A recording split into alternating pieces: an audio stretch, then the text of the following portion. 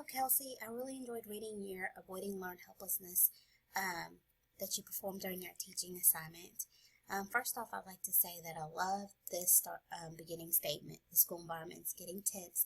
Teachers are at their breaking point. Students are acting out and are beyond ready for summer. Conducting a new writing project seems absolutely crazy right now. That just sets up the whole tone for the paper, and it kind of gives me a visual of how crazy things must be during the end of the year. Everyone's just ready to be done, and then starting a new project could be something that you would not expect to do during the end of the year. This sentence right here I think was really, really important. I knew exactly what I wanted to instill into the minds of my students: independence in writing. So this kind of just gives me the goal or your objective of your whole lesson, what you wanted your students to get out of, which Ray had mentioned in chapter 14, I believe. She said that it's very important that we know what we want out of the big picture, what our goal is, or objective of our lesson. In your author's agenda, did the appendix correspond with my writing? I think so. Like you, I'm kind of still unfamiliar with connecting the appendix to our writing, but I think you've connected where you used Ray, you've referenced Ray through several parts in your writing, and then you said right here you focused on chapter 14, which you referenced to. So I think you did a good job connecting it. Let's see, how can I make a narrative more expressive? I think for the most part you did a good job, because you, like, examples in this paragraph, you wrote down what was happening with you and student S. So that gave us an idea of what the teaching assignment was. In the beginning, you created a visual for us of what the whole assignment, during the whole assignment, how the environment and how everyone was feeling. Let's see.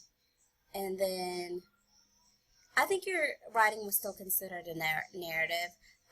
You did tell a lot of what you were doing, but you also included quotations of what you and student S were doing. Did I have enough quotes to really help paint a picture of the conversation and events that took place? Yes, you did. Right here, I highlighted some points where you and student S were talking, and then even down here when you were talking to your students, when you were helping them begin their assignments. I think this project also was strong because you connected a lot of what you did to Common Core standards. I didn't know what grade you were teaching, but I know, for instance, in this paragraph, after the details were added by the students, added by each student, I approved their story and they were ready, and the students were ready to type onto the computer. That was one of the Common Core standards, to just include technology in your lesson. Let's see, the final step of the process